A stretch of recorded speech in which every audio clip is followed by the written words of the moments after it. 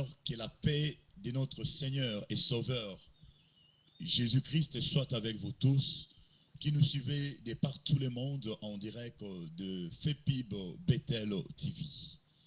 Comme prévu, ce soir, il était question de continuer avec le message du docteur apôtre Lofutiteng Paul Alexis, qu'il a communiqué au peuple de Dieu le mercredi sur la défaite de Satan constatée dans le ciel et sur la terre. Alors ce soir, je serai passé sur ce plateau afin de commenter sur le message qui vous a été donné le mercredi. C'était un message vraiment époustouflant, je dirais, parce que de savoir que Satan, notre ennemi, l'ennemi de tous les temps, est un ennemi vaincu depuis le ciel. Il arrive sur la terre, il connaît encore la défaite. Et aujourd'hui encore, Satan est toujours dans la défaite. Un ennemi vaincu d'avance. Voilà pourquoi ce soir, vous tous qui nous suivez de par tout le monde, je vous invite ensemble avec moi d'incliner nos têtes et nous allons passer un petit temps dans la prière. Éternel notre Dieu, tu n'as pas changé. Tu es le même hier, aujourd'hui et éternellement. Ce soir, nous voilà encore sur ce plateau de FEPIB Bethel TV, afin de pouvoir s'entretenir avec ton peuple concernant le message qui leur a été adressé ce mercredi par ton serviteur, le docteur apôtre Lofutiteng Paul Alexis. Seigneur de gloire, veille disposer le cœur de ton peuple, veille disposer le cœur de tous ceux qui nous regardent, dans le nom puissant de Jésus. Seigneur, que le raisonnement soit renversé et que toute pensée captive vienne à l'obéissance de ta parole. Je crois, Seigneur, que ce soir, tu vas guérir les malades, ceux qui sont tourmentés par des soucis de ce siècle vont être soulagés dans les problèmes parce que tu es le Dieu des solutions. Que ton nom soit béni et soit glorifié. Au nom du Seigneur Jésus, j'ai ainsi prié. Amen. Bien-aimés dans le Seigneur, sans tarder, je veux faire appel à l'ancien Jean-Jacques de me rejoindre sur ce plateau afin de pouvoir faire ce travail ensemble. Car ce ne sera pas tout simplement des simples commentaires. Plutôt, ça sera aussi la parole de Dieu, quoique commenté, mais je crois au nom de Jésus que ça va produire quelque chose en vous. Ancien Jean-Jacques, prenez place.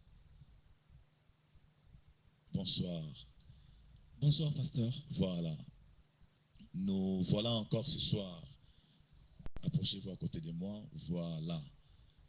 Voilà. Vous vous portez bien. Par la grâce de Dieu. Par la grâce de Dieu. Amen. Avez-vous bien passé la journée? Oui, tellement merveilleux tant que le Seigneur est à notre côté. Et en plus, il a fait beau aujourd'hui. Amen, amen. Il y avait le soleil un peu partout. Bien sûr. Comme la Bible dit que Dieu fait briller le soleil sur les bons et le méchant. Donc personne ne peut vraiment se tracasser par rapport à ça. Oui, parce qu'on a été tous bénis. Amen. Gloire au Seigneur. Voilà, je suis avec l'ancien Jean-Jacques, mais il y a aussi une troisième personne qui doit aussi nous rejoindre sur ce plateau. Donc je fais appel au révérend pasteur Amos de nous rejoindre sur ce plateau. Si vous ne le voyez pas venir tout de suite, mais sachez qu'il va venir avec nous. Il connaît un peu de retard. Voilà, la semaine qui a commencé était une semaine un peu mouvementée, dans le sens où tout le monde attendait les messages du docteur apôtre Lofutiteng Paul Alexis sur le thème de Satan qui est vaincu, la défaite de Satan au ciel et aussi constatée sur la terre. L'apôtre a parlé longuement et s'est entretenu avec le peuple de Dieu, avec ceux qui nous suivaient aussi le mercredi, si vous êtes là encore ce soir, vraiment, que le Seigneur vous bénisse encore pour votre engouement de pouvoir continuer à nous suivre sur cette émission Message des Pentecôtes, qui est aussi votre émission. Voilà. Que dites-vous du message de l'apôtre de mercredi? C'était vraiment un message très enrichissant parce que le Seigneur nous avait tellement bénis. Parce que vous savez, quand on parle de défaite, c'est qu'il y a combat. Et dans ce combat, quand on voit la défaite et du camp de l'ennemi, ça peut que nous réjouir. Ce sont le genre de messages vraiment que l'Église en a besoin aujourd'hui pour que les enfants de Dieu n'oublient jamais que nous sommes de plus que vainqueurs. Oui. Voilà, le pasteur Amos vient de nous rejoindre.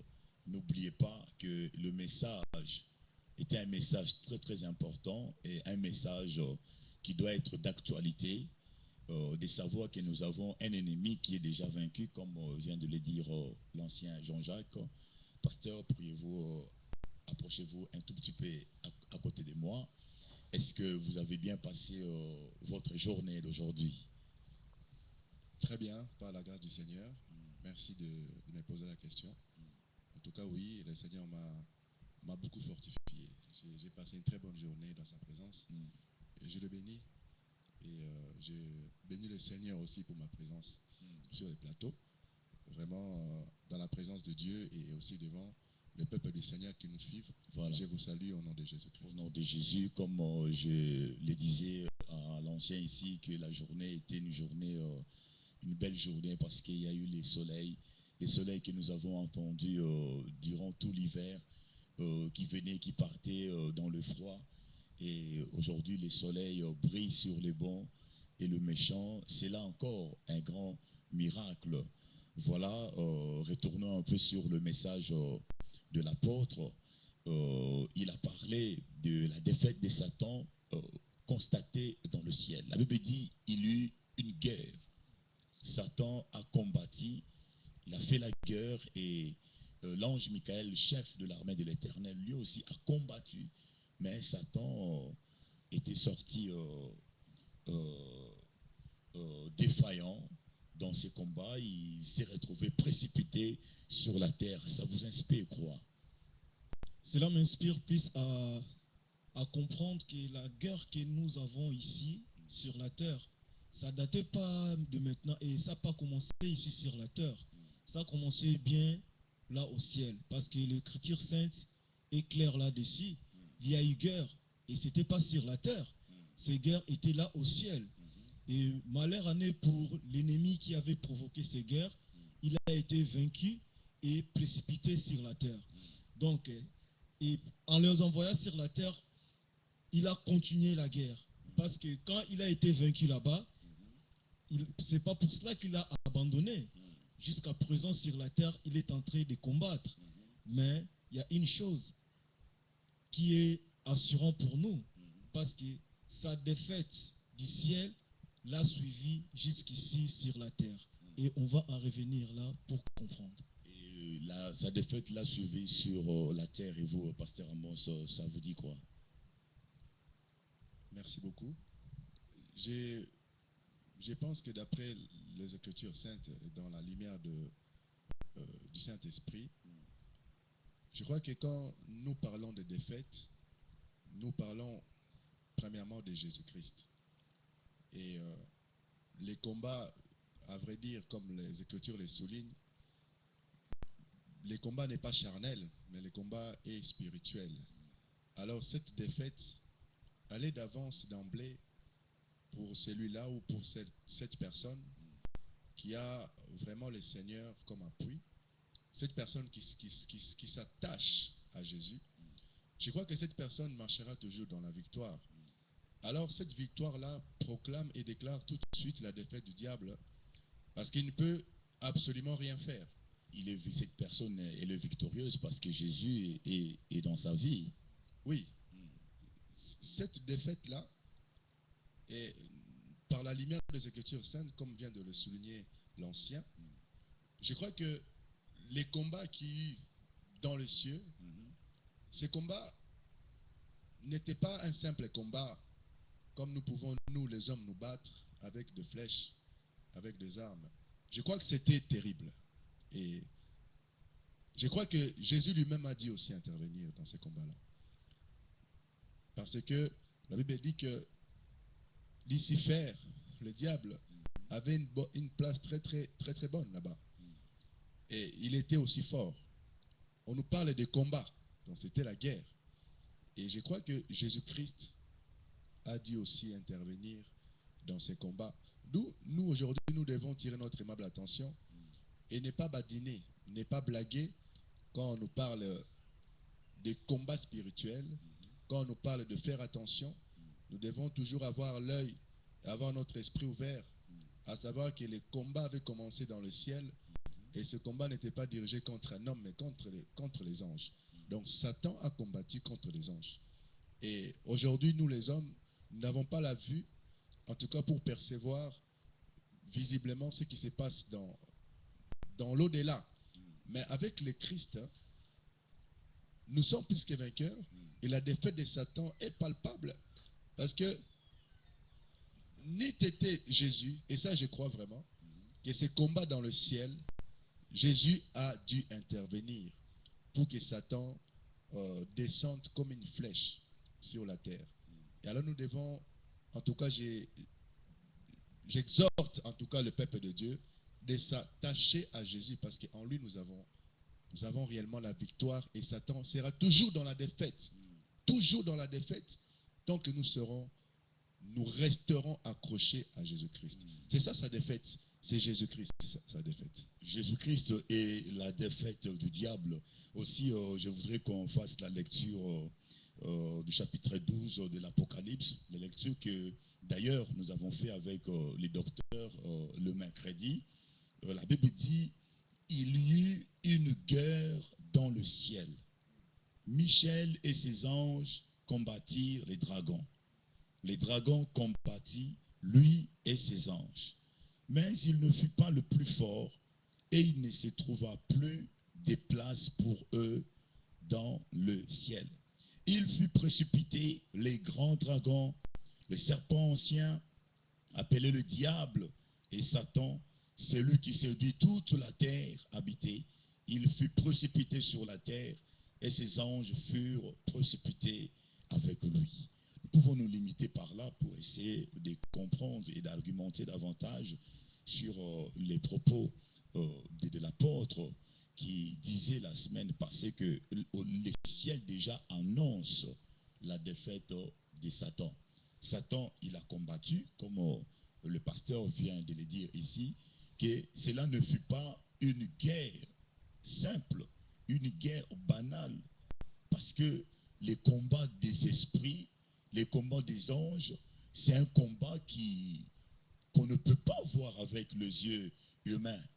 Mais si le Seigneur nous ouvre les yeux pour voir ce qui se passe durant un combat spirituel, lorsque nous menons les combats contre les puissances du monde des ténèbres, nous pouvons réaliser un peu, voir un tout petit peu ce qui s'est passé au ciel. Mais je crois que cela n'est même pas à comparer, parce que c'est les combats des anges. Ils sont en train de se battre avec quelles sont les armes qu'ils utilisent en ce moment-là. Mais la Bible nous révèle de lances et de javelots et ainsi de suite. Donc, on peut penser qu'eux aussi, ils avaient des armes. Mais le pasteur est en train de dire que non, Jésus aussi s'était impliqué aussi dans ces combats-là. Mais que pensez-vous réellement de ce verset ici? La Bible dit, il y eut une guerre dans le ciel. Et aussi, lorsque Daniel avait pris l'initiative de prier, il avait dit que sa prière était exaucée directement. Et quand l'ange est venu, la Bible nous dit que l'ange a rencontré une opposition. Et la Bible nous révèle que non, nous combattons contre les esprits méchants dans le lieu céleste. Et Paul nous parle du troisième ciel, qu'il y avait eu un homme qui était emporté par l'esprit jusqu'au troisième ciel. Il a vu des choses qui n'étaient pas permises aux hommes de rencontrer sur la terre. Donc nous comprenons qu'il y a le troisième ciel où résident les trônes de l'Éternel. il y a le deuxième ciel, et puis il y a le premier ciel, c'est que nous voyons le firmament, et le deuxième ciel. Donc, quand l'ange de l'Éternel est venu, l'ange est venu pour annoncer à Daniel, il rencontre l'opposition du roi des Perses. Alors, qu'est-ce qui se passe pour que le peuple de Dieu qui nous suive comprenne ce qui se passe réellement dans les mondes invisibles lorsqu'il est dans les combats? Qu'est-ce qui se passe à la lumière de ces petits commentaires que je viens de mettre ici, là, anciens? Ce qui se passe en réalité, c'est comme les prophètes Élisée et les prophètes Élie avec les prophètes Élisée avec Géasi. Géasi croyait qu'ils étaient tout seuls, vu l'ampleur du combat de l'adversaire, parce que lui, il voyait les adversaires qui venaient pour les combattre, mais lui, il les voyait avec les yeux humains. Mais on avait vu que l'homme de Dieu était tout calme et tout serein, parce que l'homme de Dieu, lui, il était en contact dans le monde des esprits. Parce que lui, il voyait les choses autrement. Il ne voyait pas les choses telles que Géasi voyait les choses. Lui, il voyait les choses selon l'esprit. Donc, nous comprenons que la confirmation de cette parole, que nous n'avons pas à combattre contre la chair. Selon la chair, il nous est impossible de voir et de comprendre la densité de la diversité du combat que nous menons, nuit et jour, contre le monde des ténèbres. Cela nous est possible que quand l'homme maintenant s'implique dans la spiritualité pour devenir l'homme spirituel, afin de commencer à explorer et à comprendre le monde des esprits, qu'est-ce qui se passe réellement? Parce que ce combat-là est vraiment réel. Par la réflexion des Écritures saintes, ces passages que vous venez de lire, pasteur, il y a une chose qui me interpelle. Donc, s'il y a eu combat, donc il y a eu rébellion. S'il y a eu combat, il y a eu rébellion. Si les enfants de Dieu, nous avons des combats, dit à notre rébellion. Et je dis que le Satan était déjà vaincu au ciel, mais le combat là était descendu sur la terre. Pourquoi? Parce qu'il savait que là, il avait perdu la place. Comme il avait perdu la place, pour lui, c'était de venir régner ici sur la terre. Mais son problème était qu'il avait déjà perdu toute paix, parce qu'il ne pouvait plus rester en paix. Cette défaite-là qu'il avait eue au ciel devait que lui suivre sur la terre, comme le pasteur a confirmé encore. Cette défaite, c'est Jésus qui l'a infligée, et nous avons vu Satan humilié. Bon, vous parlez de la défaite, de la défaite, et puis vous dites que non, à la lumière des Écritures saintes, s'il y a eu guerre au ciel, c'est qu'il y a eu un mouvement de rébellion. Et vous confirmez que si les enfants de Dieu ont des combats, c'est qu'ils ont de rébellion. Bon, c'est vrai qu'il y a certains combats qui viennent par rébellion d'un enfant de Dieu, par le refus de ne plus marcher selon les standards de Christ. Il ouvre certaines portes qui permettent à Satan et à ses démons de lui mener la guerre. Ça peut être aussi le péché qui ouvre aussi une grande porte à l'ennemi pour les mener les combats. Mais du fait que c'est un combat que nous ne voyons pas avec les yeux, vous parlez de l'attachement à Christ, d'être spirituel, mais pour vous, pasteur Amos, vous pensez comment aussi? Merci beaucoup. En tout cas, je crois sincèrement qu'une expérience avec Jésus est nécessaire pour être dans la vigilance, pour comprendre réellement que si nous vivons, et si nous sommes encore vivants, si je me tiens ici devant vous, c'est que quelque part, Jésus se tient là. Alors, il est vrai que quand un homme est sous l'emprise du diable, une femme, nous avons maintes de fois lu ces versets dans les Écritures saintes qui nous parlent de l'homme de Gadara. Une personne normale, du jour au lendemain, cette personne n'est plus elle-même. Et cette personne normale qu'on voyait, qu'on a côtoyée, qu'on a mangé ensemble, cette personne se retrouve à manger n'importe quoi et à se mettre sûr et à dormir dans des cimetières. Et par là, nous devons tirer une leçon et comprendre un peu l'intensité du combat. Le combat, elle n'est pas visible, hein, elle est invisible. Et ce combat, c'est un combat des esprits, puisque c'est l'esprit de l'homme qui est visé. C'est l'esprit de l'homme qui, un jour... Donc, c'est l'homme intérieur qui est visé. C'est l'homme intérieur. Et un jour, l'homme intérieur, l'homme qui a sa tente, le combat est dirigé contre son esprit et non contre sa chair. C'est là où le chrétien doit comprendre que Satan, lui, il est esprit. Le combat qui s'est déroulé, le combat que les Écritures nous parlent avec les anges, ce combat était spirituel. Et Satan n'a jamais été charnel, Satan, il est spirituel. Et quand nous comprenons que nous ne sommes pas maîtres de notre esprit, c'est là où le chrétien doit comprendre, nous sommes maîtres de notre chair, puisque notre chair, nous pouvons la nourrir, nous pouvons l'habiller, nous pouvons en prendre soin, mais nous ne pouvons pas nourrir nous-mêmes notre esprit. Or, Satan, lui, ne vise pas la chair que nous avons le contrôle, mais Satan, lui, vise l'esprit où nous n'avons pas le contrôle. Alors que c'est lui qui doit avoir le contrôle sur notre esprit. C'est là où j'avais commencé, c'est Jésus-Christ. C'est lui qui doit voir l'esprit, c'est Jésus-Christ. Puisque nous, étant hommes dans la chair, nous ne pouvons pas voir au-delà. Alors, je crois que la prudence est que pour un enfant de Dieu, il doit rechercher à ce que Jésus puisse voir qui arrive devant soi. Oui.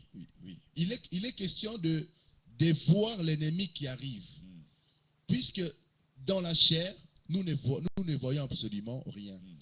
Dans notre esprit à nous, nous ne pouvons pas non plus voir. Mais celui qui permet de voir, c'est Jésus. Donc, si nous avons Jésus, c'est Jésus qui mènera les combats à notre insu. Nous ne serons absolument rien. Or, Jésus est en train de mener les combats, car Jésus habite en nous. C'est ça la prudence. Oui. Et c'est ça la défaite du diable. C'est Jésus dans la vie d'un homme. Ok. Mes amis dans le Seigneur, donc là, le pasteur est en train de toucher un point aussi qui est aussi culminant, parce que dans la chair comme ça, nous n'avons pas les possibilités de voir notre ennemi. Mais par l'esprit, nous pouvons les voir. C'est ça, je pourrais ajouter le verset qui dit dans la Bible, dans les Ésaïes, que quand le mal viendra comme un fleuve, l'esprit de l'Éternel le met en fuite. D'où nous voyons là, il y a la nécessité d'avoir le Saint-Esprit dans... Oui. Notre esprit à nous est incapable de voir Satan arriver. Mais une fois que l'esprit de Dieu est en nous, cet esprit maintenant commence à voir. Donc maintenant nous pouvons voir. D'où nous pouvons voir et d'où nous pouvons maintenant combattre, puisqu'en nous, nous avons le Christ. Mais notre simple esprit en nous-mêmes, nous sommes incapables. Et comme je l'ai dit, alors là, l'ennemi peut nous toucher. L'ennemi peut faire que l'homme qui était normal, l'homme qui était dans sa famille, cet homme se retrouve dans les cimetières. Cet homme se retrouve à faire des choses qui ne sont pas permises parce que son esprit est touché. Voilà, son esprit est touché. Cet homme de Gadara vivait dans les cimetières. Il se maîtrisait un peu partout. Personne ne pouvait le dompter. On l'avait mis des chaînes aux pieds, les chaînes aux mains. Personne ne pouvait le maîtriser. Cette femme qui mène sa vie de désordre, personne ne peut la dompter. Cet homme qui mène aussi sa vie de désordre, personne ne peut la dompter ni la maîtriser, parce que ce sont des personnes qui sont liées de la tête aux pieds, des pieds à la tête, par les grands dragons, les serpents, qui les séduisent, qui possèdent leur vie. Donc, vous avez besoin de la délivrance. Parce que vous êtes dans un combat que vous ne maîtrisez pas la fréquence. Un combat terrible, comme l'ancien l'a dit ici, que un combat a une grande envergure. Parce qu'un combat qu'on ne peut pas déterminer avec nos mots, parce que cela se passe dans le monde spirituel. Quoique sur le monde visible, il y a aussi les combats dans le monde visible. Apôtre Paul dit, nous combattons contre les autorités de ce monde des ténèbres. Donc, nous comprenons par là qu'il y a des autorités qui sont spirituelles et ce qui le représente aussi dans la chair. Voilà. Quoique les combats que nous menons n'est pas contre la chair et le sang, mais d'un côté aussi l'Esprit nous révèle sûrement et doucement que le combat est aussi contre la chair. Alors, qui sont ces autorités de ce monde des ténèbres? Nous n'allons pas aller trop là-dessus, sinon nous allons nous égarer un peu de ce thème. Mais l'apôtre avait martelé davantage en disant que quand le diable fut précipité sur la terre, les habitants du ciel étaient dans le lamentation. C'est ce que nous pouvons voir ici dans le verset, au verset 10. Alors,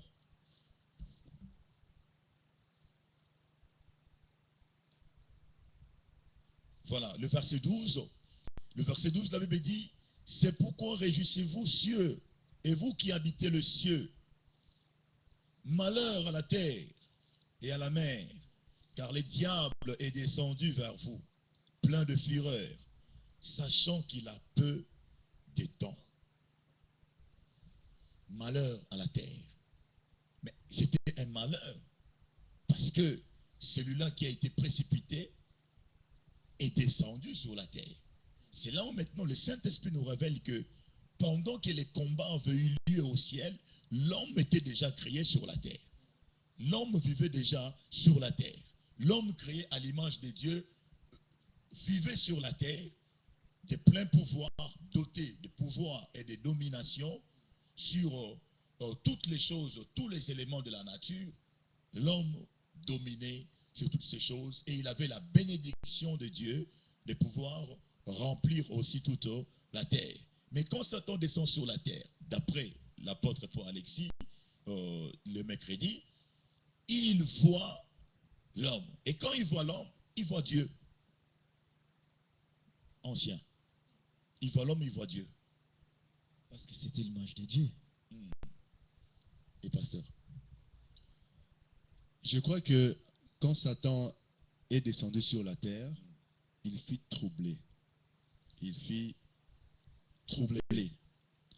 Parce qu'il ne s'attendait pas à voir l'homme sur la terre. Il n'était pas au courant que l'homme était déjà sur la terre. Il n'était pas au courant. Alors, j'aimerais quand même revenir dans ces versets et les chapitres. La Bible dit que le ciel devait se réjouir. Le ciel devait se réjouir. Pourquoi? Pourquoi? Le verset 11. Ils l'ont vaincu à cause du sang de l'agneau et à cause de la parole de leur témoignage, et ils n'ont pas aimé leur vie jusqu'à craindre la mort. Nous sommes au verset 10. Alors j'entendis dans le ciel une voix forte qui disait, maintenant est arrivé le salut, ainsi que la puissance et le règne de notre Dieu et l'autorité de son Christ, car il a été précipité. L'accusateur de nos frères, celui qui les accusait devant notre Dieu jour et nuit. Amen. Je voudrais interpeller le peuple de Dieu. Quand le ciel dit, puisque la voix vient du ciel, que le ciel se devait de se réjouir. Or, le ciel habite des anges. Et des anges qui ne sont point des hommes qui ont la capacité de se déplacer, de traverser les murs. Donc, des êtres forts et puissants. Attends, vous parlez des hommes qui ont la capacité de se déplacer. Des anges. Des anges, oui. Dans le ciel. Dans le ciel. Ils peuvent se déplacer. Ils pouvaient se volonté. déplacer à volonté. Mais n'oublions pas non plus que l'homme sur la terre s'est déplacé à volonté aussi. Oui. Oui. Je vais venir. Alors, je voudrais tout simplement interpeller l'homme d'aujourd'hui qui ne peut plus se déplacer à volonté. Alors que le ciel doit se réjouir. Donc, nous pouvons aussi comprendre par là, par le Saint-Esprit, que dans le ciel, il y avait aussi des problèmes.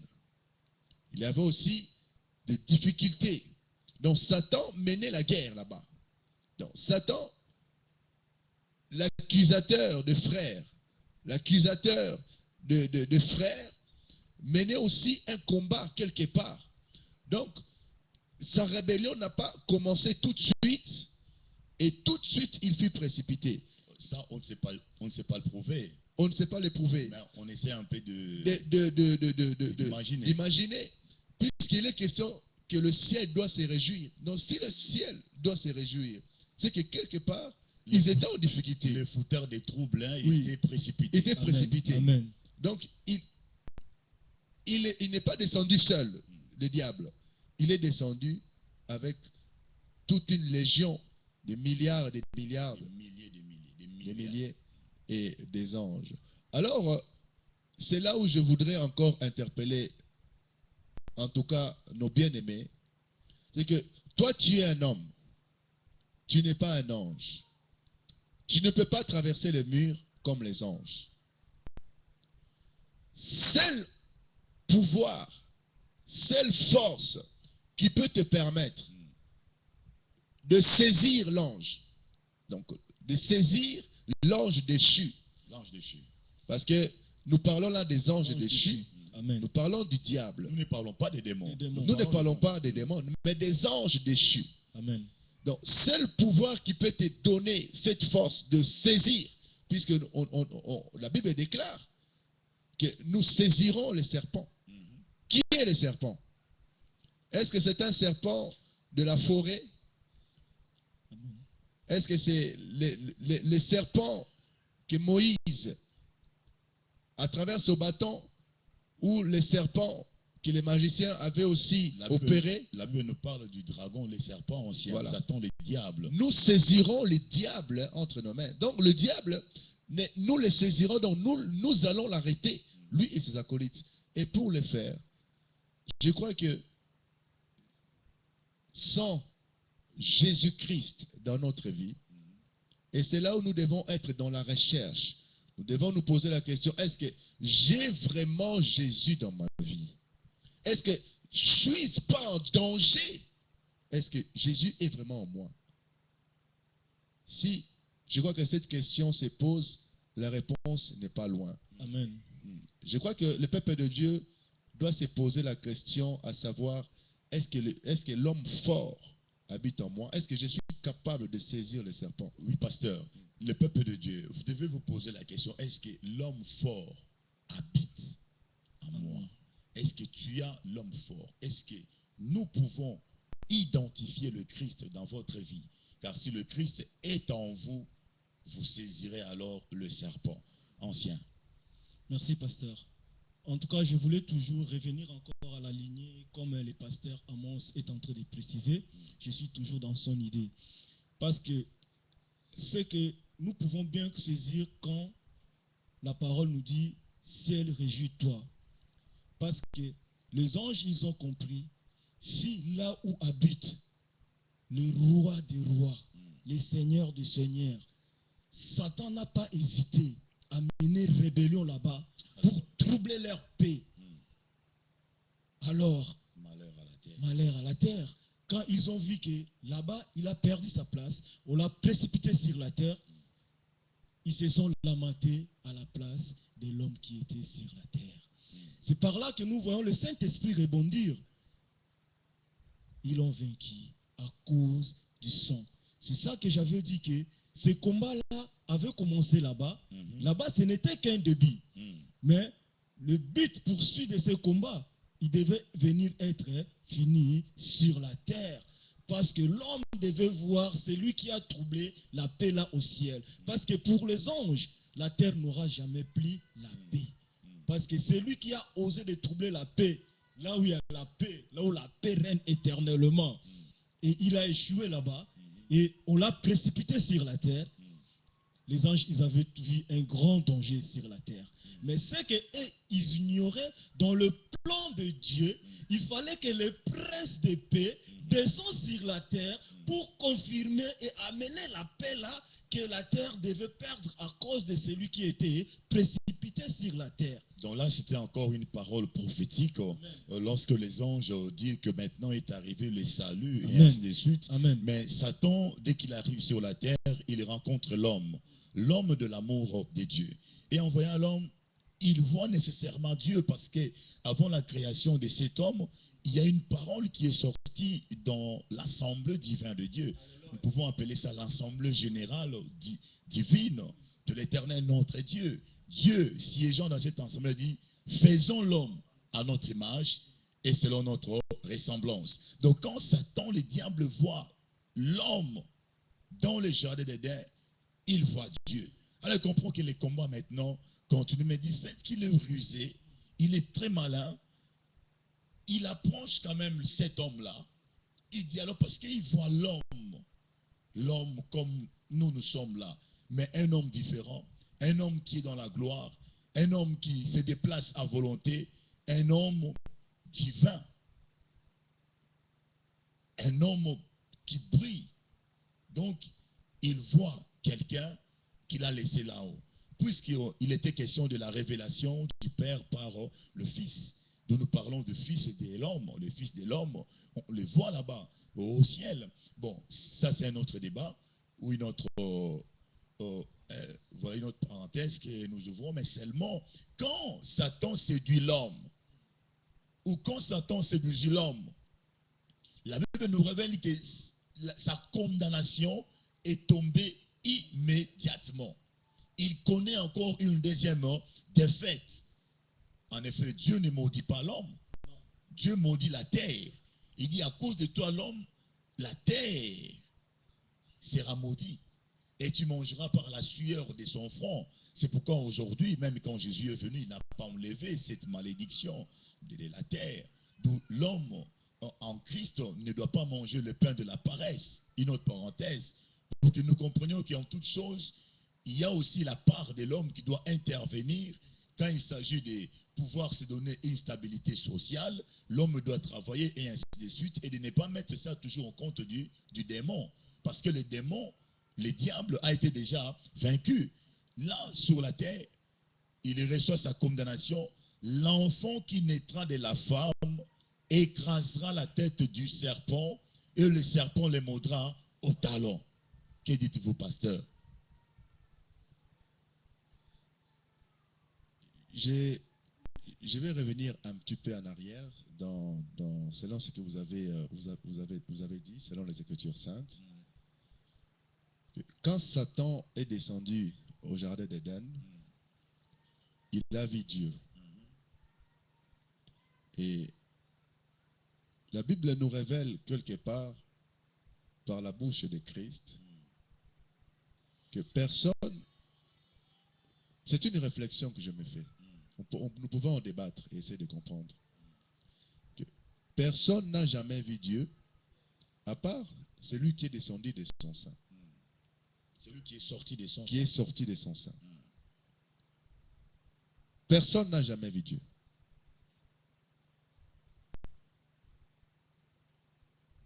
Alors, Satan a reconnu Dieu dans l'homme. Quand Dieu dit « créons l'homme à notre image », selon notre ressemblance. Est-ce que Satan a déjà vu Dieu pour qu'il le reconnaisse sur la terre? Jésus est en train de répondre.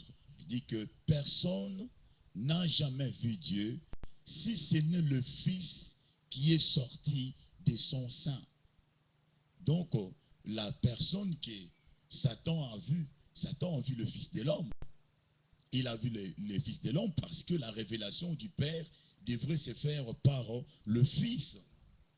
C'est pourquoi nous disons qu'il est réellement homme et réellement Dieu.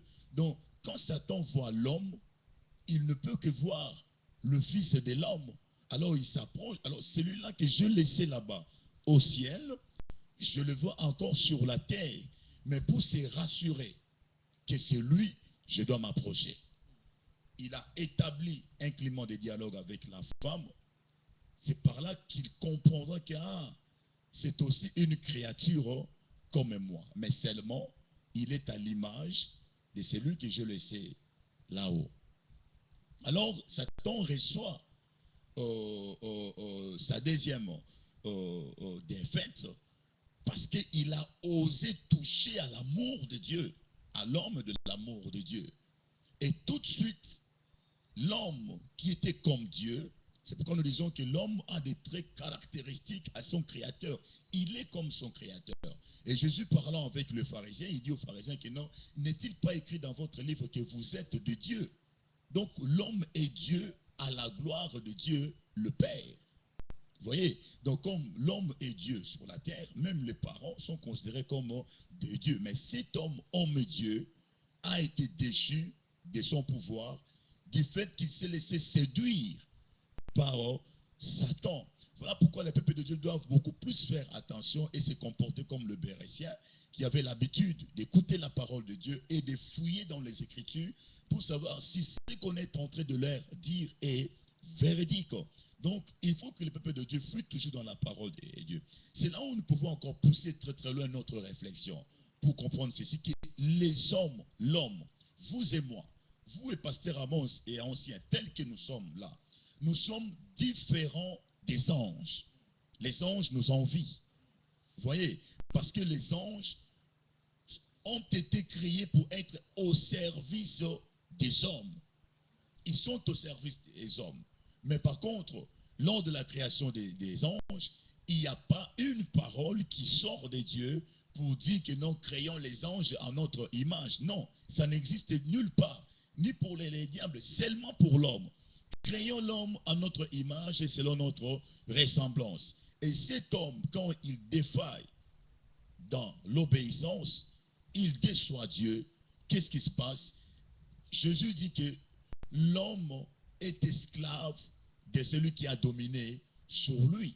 À partir du moment où l'homme est tombé, l'homme est devenu esclave de Satan. L'homme a maintenant comme père les diables. C'est pourquoi Jésus parlant aux pharisiens dit, vous voulez accomplir les œuvres de votre père, Satan le diable, il est menteur dès les commencements. Même dans le jardin d'Éden, Satan est un menteur, est un séducteur. Voilà pourquoi ces caractéristiques sont définies ici par les paroles des anges. L'accusateur de nos frères. Donc Satan est l'accusateur, il est l'instigateur des mal, il est le méchant, il est contre notre bien, il est contre notre paix, il est contre l'unité, c'est un méchant. Alors, là je continue encore à expliquer pour montrer la différence qui existe entre nous et les anges. Les anges nous envient. Les anges, eux, ils aimeraient même être à notre place. La raison pour laquelle les anges déchus n'ont point de pitié pour l'homme. Les problèmes, c'est de tromper l'homme, de l'assujettir, de le mettre dans leur adoration. C'est un moyen pour eux de séparer toujours l'homme de son créateur. Mais maintenant, quand Jésus vient pour redorer les blasons de l'homme, pour lui redonner encore sa première apparence. L'homme qui était déchu, l'homme qui était devenu maigre et chétif spirituellement, reçoit maintenant la grâce de retrouver son identité. L'homme est recréé en Christ. C'est pourquoi l'apôtre Paul est en train de dire que ce n'est plus moi qui vis, c'est Christ qui vit dans moi. Pour donner encore plus de garanties à l'homme, regarde Jésus, sa naissance. Sa naissance. Jésus naît homme. Un fils nous est donné. Un enfant nous est donné. Un fils nous est né. Jésus, il sera appelé Dieu puissant, prince de la paix. Et ainsi de suite. Père éternel, Emmanuel, Dieu parmi nous. Donc Dieu vient en chair et en os pour montrer à l'humanité, à l'homme qui nous regarde, tu n'as jamais été différent de moi. Tu es comme moi. C'est pourquoi nous disons que quand je te regarde, je vois Dieu. Quand je te regarde, je vois le Seigneur. Pourquoi? Parce qu'il est identifié dans votre vie la présence de Dieu. Alors, Satan devrait nécessairement connaître sa défaite, parce que quoi qu'il ait fait dans le jardin d'Éden, Dieu ne pouvait pas abandonner l'homme qui est le vis-à-vis de Dieu. C'est pourquoi il dit que l'enfant qui naîtra de la femme écrasera la tête du serpent et le serpent les mordra au talon. Donc Satan est un ennemi vaincu d'avance pour appuyer le message du docteur de ce mercredi. Ancien, que dites-vous? Oui, pasteur, vous avez pleinement raison de tout ce que vous êtes en train d'expliquer, en plus appuyé dans les Écritures saintes. Oui, Satan, c'est un ennemi vaincu d'avance. C'est pour cela, dès que j'avais commencé, j'avais dit que ces combats, on a déjà la victoire. Parce que le combat n'est plus le combat tant que vous avez déjà la victoire. Parce que le Saint-Esprit avait rebondi au ciel. Ils ont vaincu à cause du sang et l'agneau. Donc, on a la victoire. Et la parole nous le confirme encore de ne pas avoir peur, parce que celui qui est à nous est plus puissant que celui qui est dans le monde. Et la parole de Dieu nous le confirme encore, en Jésus-Christ, nous ne sommes pas seulement vainqueurs, plus que vainqueurs. Donc nous voyons maintenant que si l'homme maintenant, il perd ses victoires, c'est dit à sa rébellion. Parce que quelque chose que vous avez déjà vécu, que vous avez déjà la victoire, ce n'est plus un combat. C'est par là que l'apôtre Paul, en comprenant la faiblessité de l'homme, il a appelé encore l'homme à chercher tous les armes spirituelles. Parce que l'homme, dans sa faiblessité, il pourrait trébucher encore de cette victoire que le Christ nous a déjà donnée. Parce que Satan, comme l'apôtre avait précisé, dans tous les paramètres, dans la vie d'un enfant de Dieu, qui vit dans la sanctification, il n'a plus quelque chose à faire. Parce que partout où il va tourner, il va voir seulement celui qu'il avait vaincu à Golgotha. Donc ce soir, nous avons la mission d'informer, d'encourager le peuple de Dieu, de vous faire savoir que vous êtes déjà des vainqueurs. Vous n'avez pas besoin de rechercher une victoire comme si c'était une victoire qui viendrait d'ailleurs. La victoire est en vous. Vous êtes victoire, parce que victoire habite en vous. Satan, le diable, un ennemi vaincu d'avance. Alors, l'arrivée de Christ sur la terre est un événement très très important qui a bouleversé même le monde, qui a bouleversé les royaumes de l'époque, les royaumes des Hérodes, qui reçoit l'image qui dit que non, un roi est né dans cette ville. La Bible dit que ces notables et lui-même ont été bouleversés. Donc nous pouvons voir aussi le bouleversement du monde des ténèbres lorsque un enfant de Dieu, un homme de Dieu, un homme qui était le fils du diable est adopté dans la maison de Dieu ou est né dans la maison de Dieu. Bien sûr, non par la chair et le sang, mais par la puissance de Dieu. Il y a un trouble aussi dans le monde des ténèbres. Donc, les enfants de Dieu, ils sont déjà victorieux. Ils sont déjà bénis.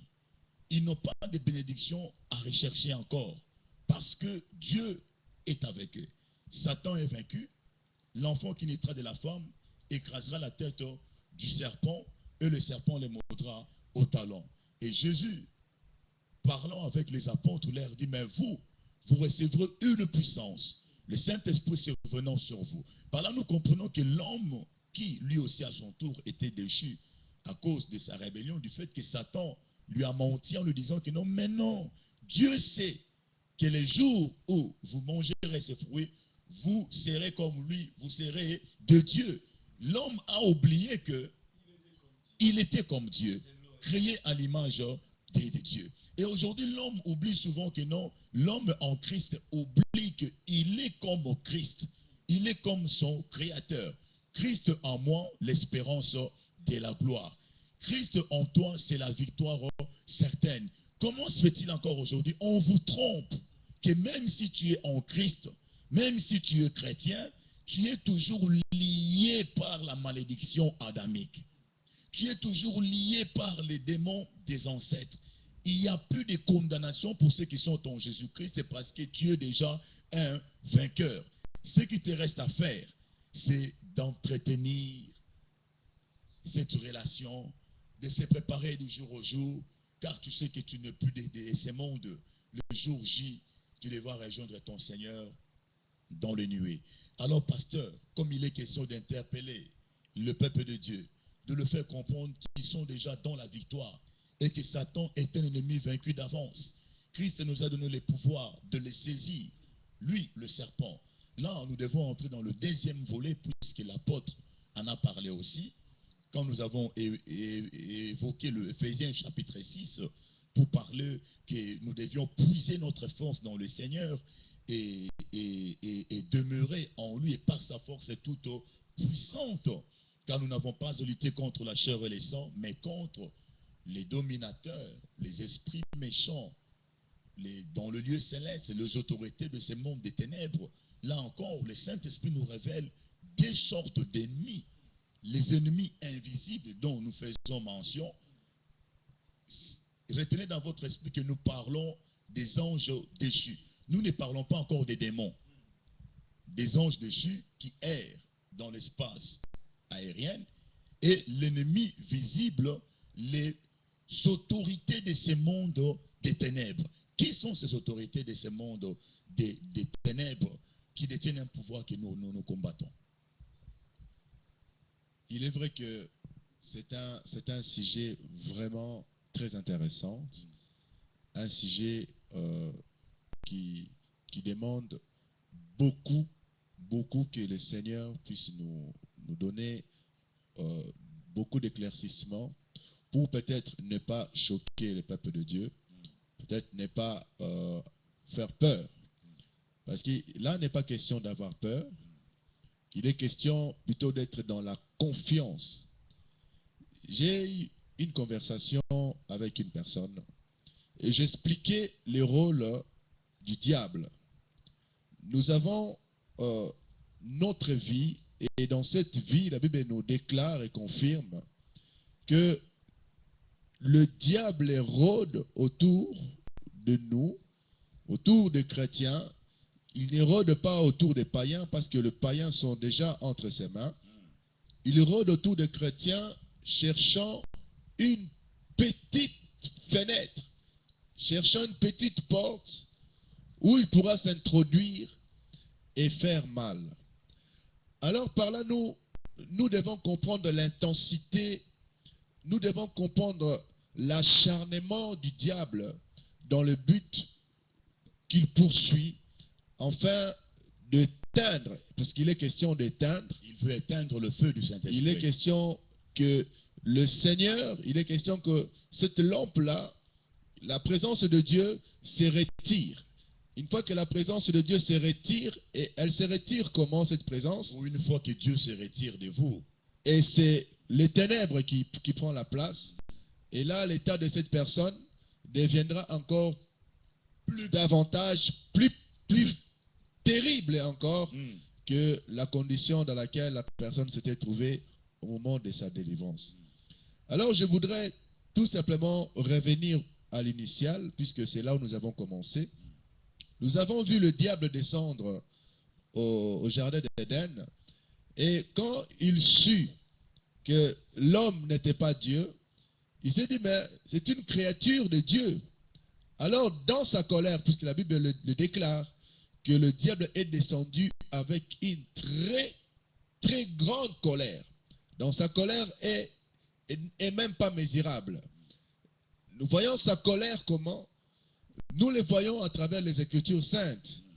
Nous voyons comment le diable a maintenu l'homme dans des chaînes, comment le diable a maintenu le monde.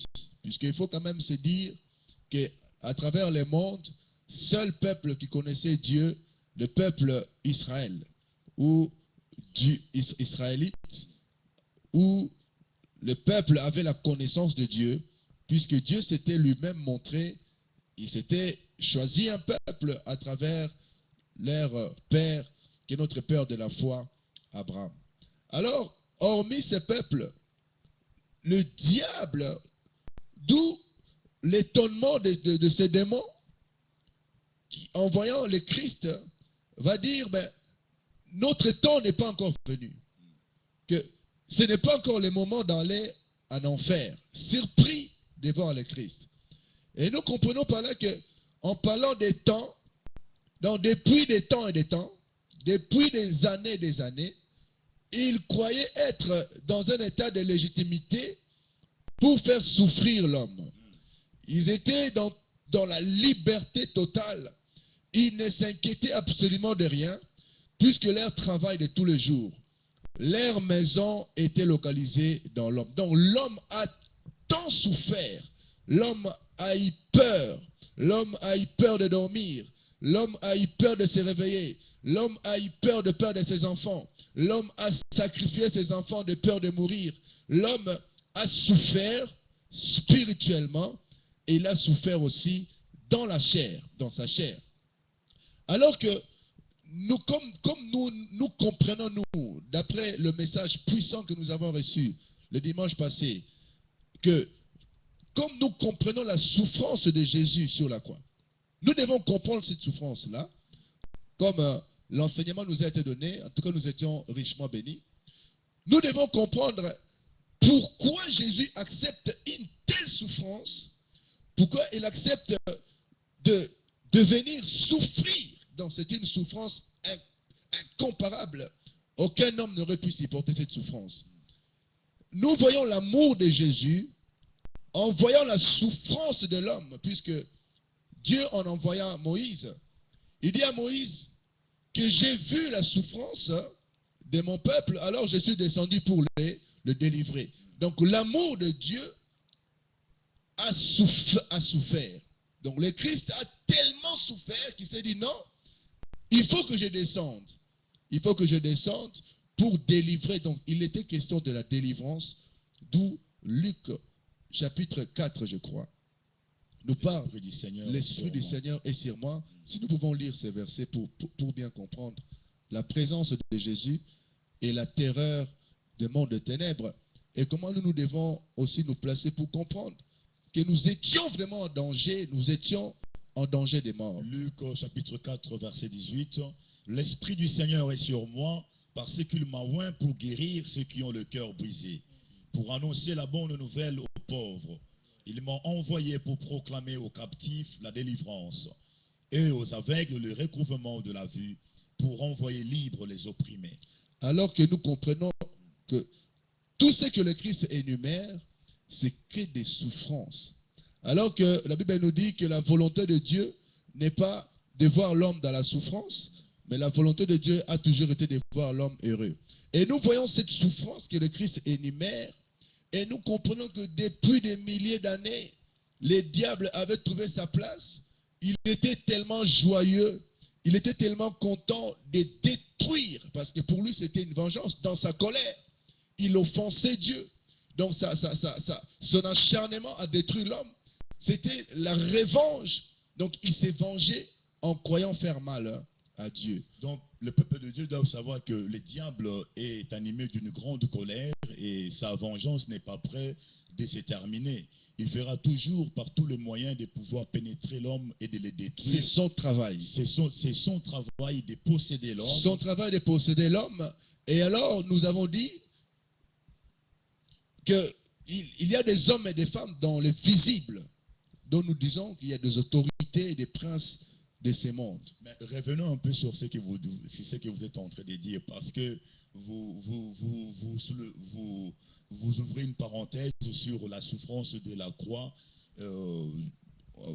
Brièvement, nous pouvons dire au peuple de Dieu que ni t'était la souffrance de la croix, ni t'était les sacrifices de Jésus, on ne serait pas ici en train de parler, de confirmer que Satan est un ennemi vaincu d'avance et que nous avons le dessus sur lui.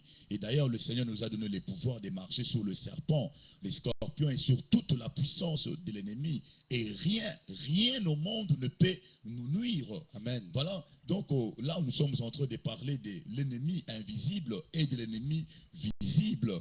Les ennemis visibles, nous pouvons les dire clairement au peuple de Dieu afin qu'ils sachent avec qui ils ont affaire. Vous devez savoir que les passés veulent dire ici que Satan rôde autour de nous comme un lion rugissant, cherchant qui dévorer. Mais avant cela, apôtre Paul est en train de dire, veillez, soyez sobre, car votre adversaire Satan, le diable. Et l'Ancien parlait d'une vie de la sanctification. Donc notre victoire, nous devons aussi la maintenir, la protéger dans la sanctification, sans laquelle personne ne peut voir Dieu. Sans la sanctification, nous revenons sur ce que le pasteur disait ici, tu risques de voir le Christ se détacher de toi.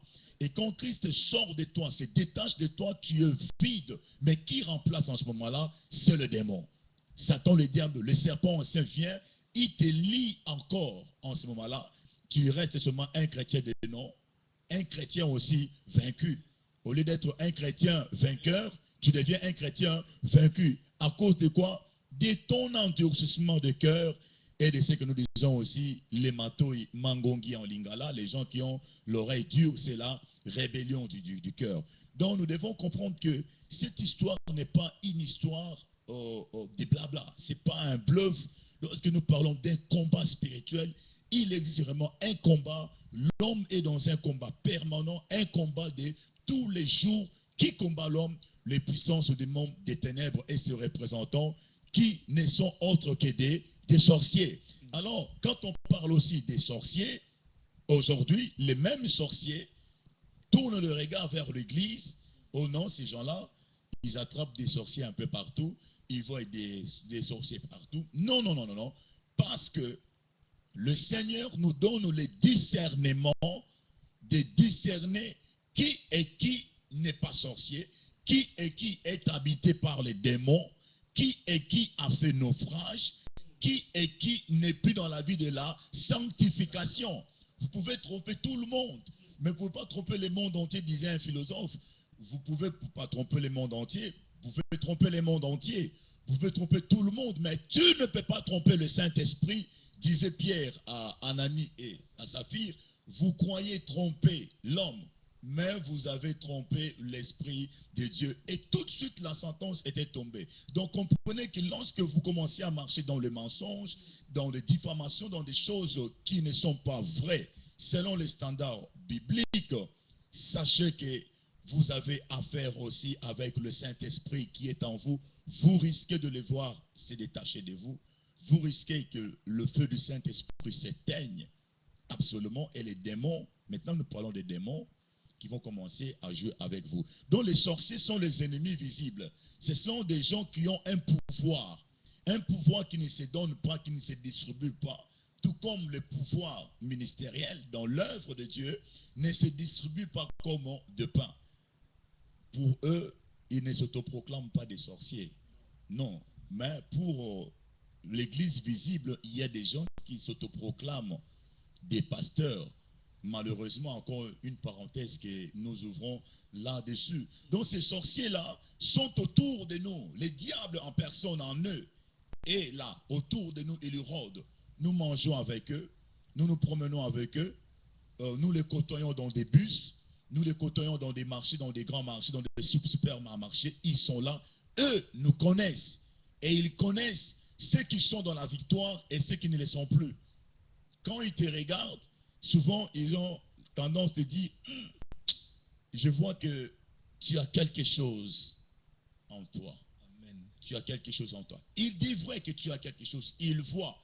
Comme il a détecté cela, il fera aussi par tous les moyens pour éteindre le feu qui brille en toi. Donc, Satan est un ennemi vaincu d'avance, malgré qu'il rôde autour de nous. Il nous voit et certainement nous sommes des hommes comme eux.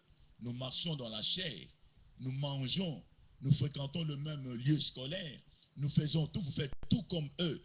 Mais qu'ils ne se trompent pas. Quand le mal viendra comme un fleuve, l'Esprit de l'Éternel le mettra en fuite. Il est déjà devant la parcelle là-bas. Toi déjà sur ton lit, tu cries déjà, sors au nom de Jésus-Christ. Mes amis dans le Seigneur, c'est évident. C'est évident. Affermissez-vous dans la foi. Affermissez-vous dans le Seigneur. Puisque nous tendons déjà vers la fin de cette émission. Qu'avez-vous à dire encore comme encore un petit commentaire de plus sur ce que les pasteurs étaient en train de dire ici. Merci, pasteur. Un petit commentaire depuis ce que je vais dire à ce qui concerne l'ennemi charnel. Nous n'allons pas chercher loin. Nous allons seulement voir celui qui a trahi le Seigneur, Judas. Donc nous voyons que Judas fit l'ennemi du Christ parce que sa mission était de trahir le Christ. Et nous voyons même le Seigneur lui-même dire que l'un de vous c'est un démon. Donc nous comprenons tout de suite que ce que vous êtes en train de dire est vrai. Nous sommes entourés avec les gens, mais en réalité, nous ne savons pas bien selon la chair qui est qui. Parce que celui qui est à côté de toi, il peut être un sorcier. Mais un sorcier, nous comprenons tout de suite, c'est un représentant du diable. Donc c'est lui qui est de l'autre côté. Donc, il est différent d'un sorcier initié. Amen. Donc nous parlons là des sorciers nés sorciers. Des sorciers. Qui ne peuvent pas se convertir. Voilà, des ministres de Satan. Eux, on les appelle des grands maîtres. C'est qui initient les autres. Amen. Et par là, nous comprenons que Satan avait déjà compris. Pour bien continuer ce combat avec les enfants de Dieu, il devait infiltrer. Il devait s'infiltrer. Mais selon le plan de Dieu, on l'a laissé faire afin que le monde soit sauvé à travers sa malicité-là. Parce qu'il était comme ça, il devait trahir le Seigneur pour que la défaite de Satan soit totalement palpable. Et comme l'apôtre disait le mercredi que Satan souffre. Vraiment, Satan, tu souffres. Amen. Oui, Satan, tu souffres. Il souffre beaucoup. Les démons aussi souffrent. Même les sorciers aussi souffrent. Parce que maintenant, l'Église est sur la terre comme un commandant des bords. L'Église est sous la terre comme sentinelle pour veiller des quatre coins du globe. Là où Satan essaie de faire quelque chose, l'Église est là pour le faire taire. L'Église est là pour l'arrêter. Là où les sorciers veulent relever la tête, tu es là pour l'écraser. Ça veut dire que celui qui croit au Seigneur Jésus sera sauvé, lui et toute sa famille. Que personne ne vous trompe, que personne ne te trompe, que tu es encore sous des liens ancestraux. En toi, tu dois te considérer comme Abraham. Donc, en toi, sort maintenant un nouveau peuple, une nouvelle famille, une famille régénérée dans un sang purifié, dans une âme régénérée. Donc, un homme recréé en Christ Jésus. Tu n'es plus celle que tu étais, tu es une nouvelle personne, une nouvelle créature. Et voici que toutes choses sont devenues nouvelles. Et dans cette nouveauté de vie, malgré la réalité du combat des ténèbres, tu es toujours plus que vainqueur. C'est quand tu es faible, c'est alors que tu es fort. Parce que celui qui est en toi ne permettra pas que tu sois tenté au-delà de tes forces. Mes amis dans le Seigneur, que personne ne vous tourmente, que personne ne vous trouble, que personne ne vous ravisse. Vraiment, votre paix, votre joie, votre gain, donc le résultat de votre course, que personne ne vous vole cela. Alors, l'apôtre disait que l'Église a le pouvoir de faire taire le diable. Chaque jour ici, les démons se retrouvent dans les abîmes. Merci, pasteur. Je crois que je ne vais pas me retirer sans peut-être terminer dans ma course. Il est question des combats, comme vous l'avez aussi fort souligné et accentué. La Bible nous dit que celui qui vaincra portera la robe blanche. Oui, nous sommes dans la victoire, puisque le Seigneur est avec nous. Une armée qui se prépare à aller livrer la bataille dans un pays, malgré qu'ils sont en nombre, malgré qu'ils ont des armes puissantes plus que les autres, mais tant qu'ils n'ont pas mené le combat, ils n'ont pas eu la victoire. Donc la victoire, c'est d'aller dans l'autre pays, arrêter les faibles, les piller, les détruire, et là nous parlons de la victoire. Nous, en tant que chrétiens, en tant qu'enfants de Dieu, Dieu nous a donné la clé, si je peux dire, la clé de la victoire. C'est vrai que nous marchons dans la victoire pour nous qui avons le Christ. Mais nous avons la puissance, mais cette puissance-là, nous devons nous en servir pour être dans la victoire. Parce que nous pouvons avoir la puissance de Dieu, nous pouvons avoir le Christ en nous. Si nous ne nous en servons pas, c'est servir de cette puissance-là. Je crois bien, d'après les Écritures saintes, qu'il nous faut marcher dans la sanctification, il nous faut marcher dans la sainteté, il nous faut résister au diable. Et nous résistons au diable, pourquoi? Parce que nous avons le Seigneur Jésus, parce que nous avons le Saint-Esprit qui est en nous. Donc si nous ne résistons pas au diable, pasteur, si nous ne marchons pas dans la sanctification, pasteur, est-ce que sommes-nous dans la victoire ou sommes-nous dans la défaite? Oui, là, nous sommes en train, comme on dit, de réitérer, de frapper encore les marteaux davantage pour faire comprendre au peuple de Dieu que sans la sanctification, la victoire est incertaine. Et que nous devons se servir de ces pouvoirs que le Christ nous a donnés, de cette puissance. Mais vous recevrez une puissance, le Saint-Esprit survenant sur vous. D'où les combats de l'Église aujourd'hui est d'arrêter les démons. D'arrêter les démons, de les déloger dans les corps de leurs victimes. C'est ça les mouvements de la Pentecôte. C'est ça le message du jour de la Pentecôte. Et ce combat est possible qu'avec Christ, sans la puissance de Dieu. Il dit, sans moi, vous ne pouvez rien faire. Mais réalise, bien-aimé, que sans le Christ, si tu t'es déjà détaché de lui, tu ne peux absolument rien faire. Alors, à ne pas oublier une chose, pasteur, c'est que les enfants de Dieu ne comprennent pas ou ne veulent pas comprendre. Et que quand nous comprenons qu'effectivement nous sommes entourés, nous sommes environnés des êtres qui ne sont plus comme nous, mais eux ont atteint un autre niveau, ils peuvent sortir de leur corps, ils peuvent voyager, mais nous voyons des hommes et des femmes. Oui, pasteur, c'est pourquoi nous parlions ici de l'esprit de discernement. Le Saint-Esprit nous donne la capacité de déceler à un homme la sorcellerie ou les démons ou la maladie dont rien ne nous est caché. C'est pourquoi nous insistons sur la nécessité d'être habité pleinement de la puissance du Saint-Esprit. Les sorciers trompent les enfants de Dieu en disant que si tu dors pendant la nuit, tu vois que tu sors de ton corps, tu es en train de voler, tu es un sorcier inconscient. Qui lui a dit qu'il y a la sorcellerie inconsciente?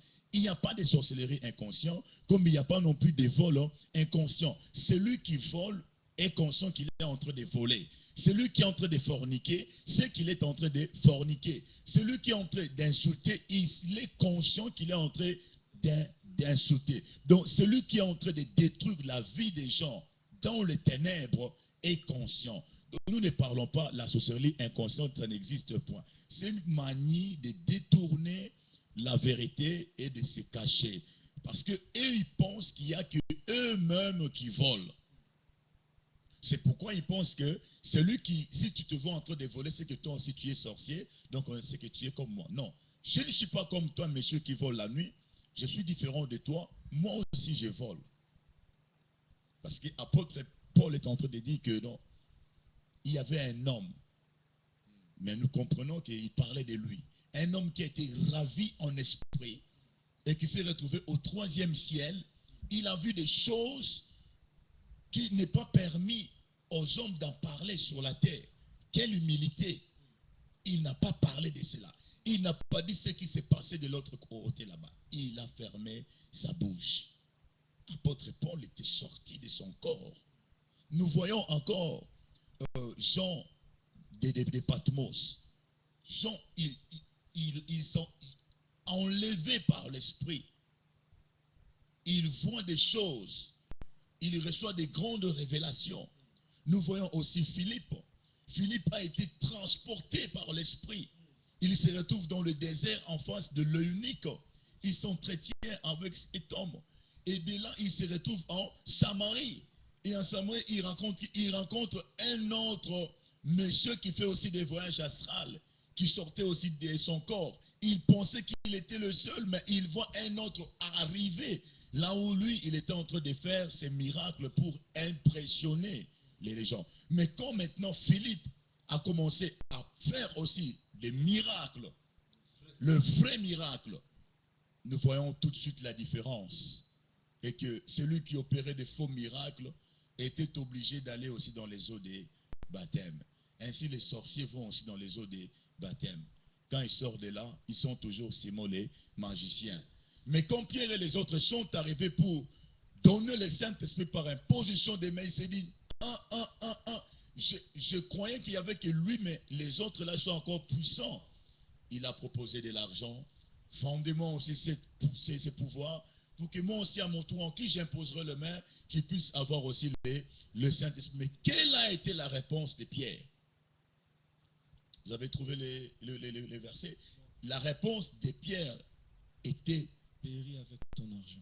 va périr, que tu périsses avec ton argent, parce que tu as cru que la puissance de Dieu s'achetait à prix d'argent. Prie, s'il est possible, que tu sois pardonné. Quelle a été la réponse du sorcier?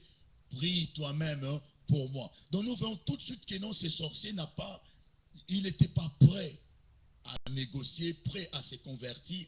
Même le miracle qu'opérait Philippe ne l'impressionnait pas, parce que lui aussi, il le faisait. Mais ce qui l'a impressionné, c'était la puissance du Saint-Esprit qui est donnée par l'imposition de main. Ces gens-là, les miracles ne les impressionnent pas parce qu'ils font des miracles. En Égypte, ils ont reproduit les miracles de Moïse. Le seul miracle qu'ils n'ont pas pu reproduire, c'était quoi? C'était la mort. Et les sorciers premiers-nés sont morts en Égypte. Les autres sorciers n'ont pas pu les défendre. Et le Dieu de l'Égypte n'ont pas pu empêcher la mort de tous les premiers-nés de l'Égypte. Pharaon lui-même, s'il était premier-né, il allait mourir aussi parce que son premier-né était mort. Lui-même, Pharaon, qui est considéré comme Dieu, selon la religion égyptienne donc de l'époque, les pharaons sont des dieux humains. Vous voyez, donc c'est encore un autre volet. Satan était menteur. Il a trompé à ces gens-là qu'ils étaient des dieux. Hommes, oui, en réalité, nous sommes des dieux, mais dépendants du grand Dieu et non dépendants de Satan, le diable, qui a menti que Dieu sait, si vous mangez, vous serez comme lui, de Dieu, capable aussi à créer des choses. Alors, ceux qui deviennent des dieux dans le monde des ténèbres, ils créent aussi des choses. Ils font des miracles que le Saint-Esprit qualifie des miracles mensongers. Et ces mensonges, ces voix de ce que le peuple de Dieu est appauvri, le peuple de Dieu est pillé par des menteurs. Quand ils opèrent de miracles, ça attire le monde. C'est pourquoi il est aussi question que nous vous parlions aussi de vrais miracles. L'apôtre reviendra là-dessus pour vous parler de vrais miracles. Je crois que vous avez été bénis de la part du Seigneur. Il nous reste encore quelques minutes. Qu'avez-vous à dire au peuple de Dieu comme mot de la fin? Je commence par vous. Oui. Oui, moi je crois que le seul conseil que je peux donner aux enfants de Dieu, c'est d'être vigilant. La vigilance, très vigilant. Parce que n'oublions pas cette parole, que le diable rôde autour de nous. Il rôde, et dans sa façon d'éroder, il n'érode pas seulement pour te regarder, mais il t'étend aussi des pièges de convoitistes, des pièges de pensées, des pièges de toutes sortes. Tout ce qui peut t'amener à repousser le Saint-Esprit, c'est ça qui signifie le diable rôde. Tout ce qui peut t'amener à te rebeller, ça c'est le diable qui rôde. Tout ce qui peut t'amener aux révoltes, aux doutes, tout ce qui peut t'influencer à aller au contraire de ce que disent les Écritures saintes, à aller à l'encontre de ce que la Bible déclare, sache que quand ces choses viennent à l'esprit, quand ces choses viennent et que tu les vois venir, dis-toi qu'il te faut résister au diable, car il rôde, il veut te faire tomber. Donc, j'interpelle le peuple de Dieu de rechercher la sanctification, de rechercher davantage, de s'approcher de Dieu. Celui qui n'a pas le Saint-Esprit, il le sait qu'il ne l'a pas. Celui qui a l'Esprit de Dieu sait qu'il a l'Esprit de Dieu. Et un sorcier sait qui a l'Esprit de Dieu et qui n'a pas l'Esprit de Dieu. Parce qu'un sorcier ne voit pas ta chair, un sorcier voit dedans. Il voit ton esprit. C'est lui qui voit. Et toi, tu ne le vois pas, mais lui, il voit ou elle voit qui est dedans.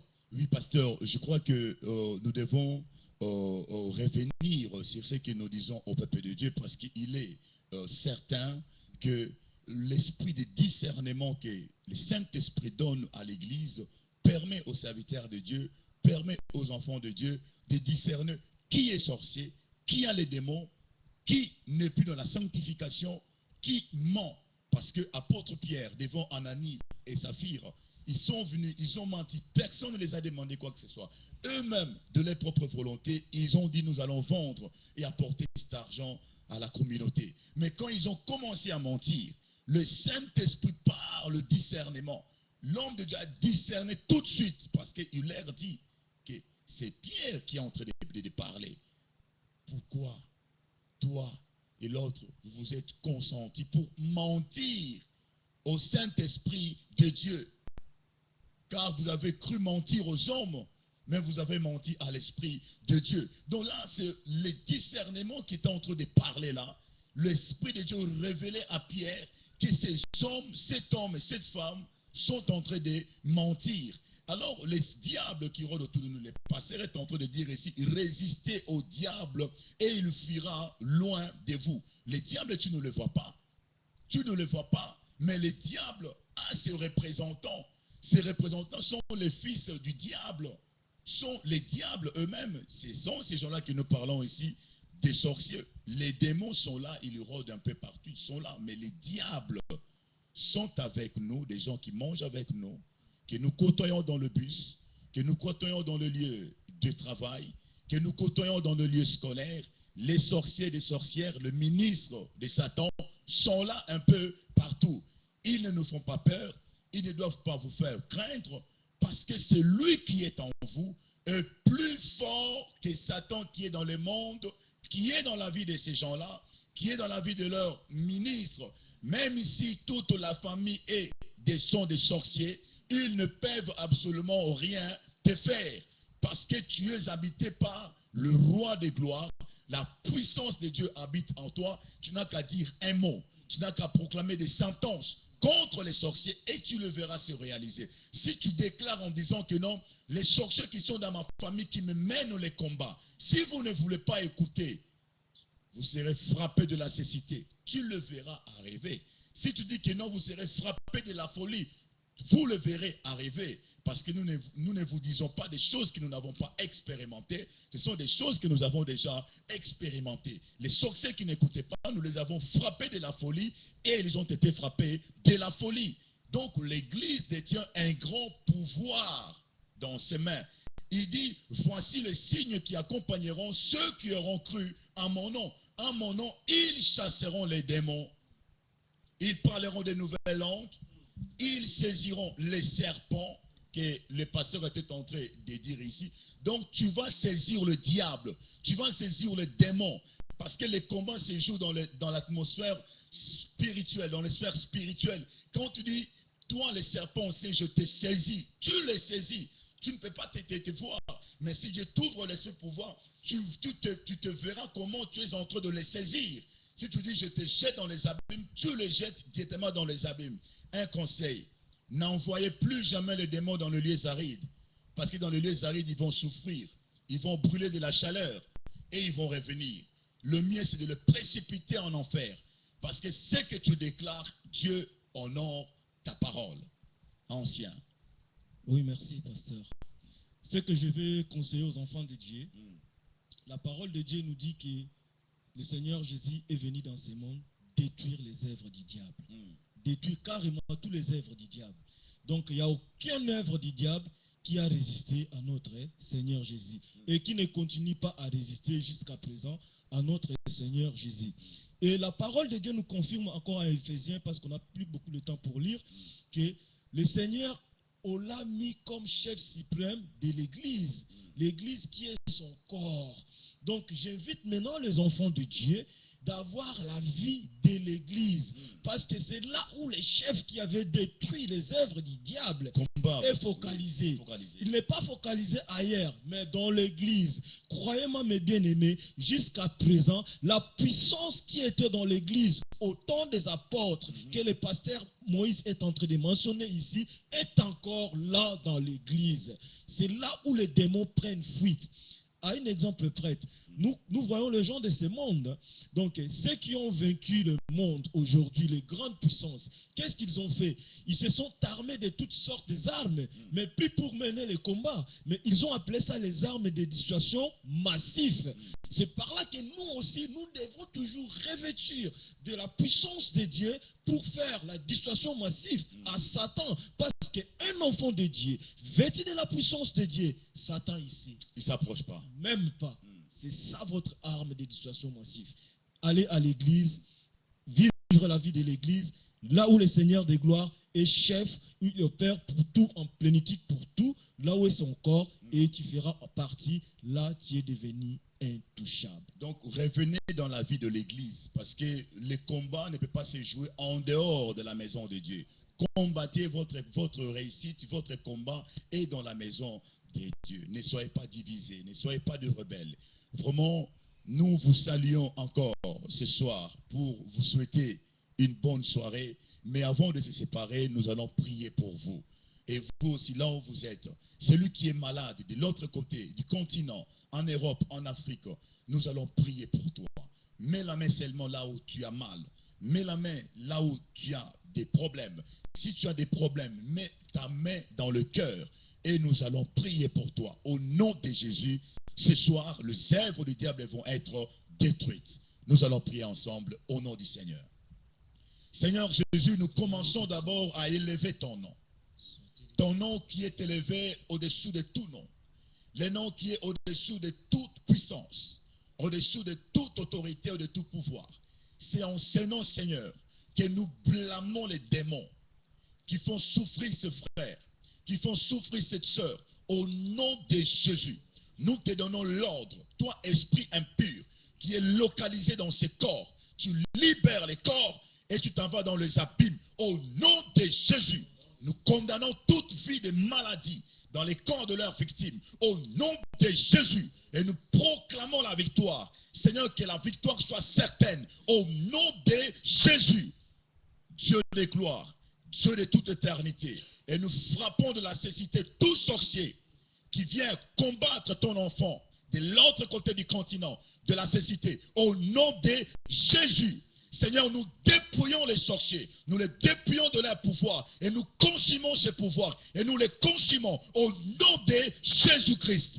Nous proclamons la paix, nous proclamons la joie, nous proclamons la vie dans la vie de ton enfant. Au nom de Jésus, qu'ils expérimentent ta puissance, qu'ils voient ta gloire resplendir dans leur vie. Au nom de Jésus, ô éternel notre Dieu, ordonne à Satan de quitter devant eux et ordonne à la bénédiction d'être avec eux. Au nom de Jésus-Christ, nous te bénissons, Seigneur, et nous te rendons toute la gloire. Au nom de Jésus-Christ. Amen. Voilà, mes amis dans le Seigneur, nous sommes à la fin de cette émission. Le dimanche, ce dimanche, nous allons recevoir le prophète Élisée Kouakou qui nous viendra de Charleroi. Ça sera un culte en direct pour ceux qui habitent la ville des Mons et pour ceux qui veulent venir se joindre à nous dans la prière. Le culte débutera à 10h et n'oubliez pas qu'il faudra reculer l'heure d'une heure aussi. Donc c'est la rue de Fer, chemin de fer numéro 10, 7030 33 7033 ou 7030 Kouem. Donc si vous venez d'ailleurs, vous descendez à la gare de Mons et de Mons vous prenez le bus 6 ou le bus 2 ou le bus 1 qui va vous conduire à Kouem. Vous descendez à la place de Kouem et vous revenez juste en face de la maison de repos Les Seniors. Pour ceux qui sont à Gemap aussi, c'est le bus 1. Pour ceux qui sont à Framery, le bus 1 ou le bus 2 qui va vous conduire aussi dans la même adresse. Alors pour ceux qui veulent connaître un peu plus sur la fédération, veuillez surfer sur le net sur fédérationpentecôtiste.be. Que Dieu vous bénisse, que Dieu vous soutienne dans votre marche avec le Seigneur, que Dieu bénisse également vos assemblées au nom de Jésus-Christ. À bientôt.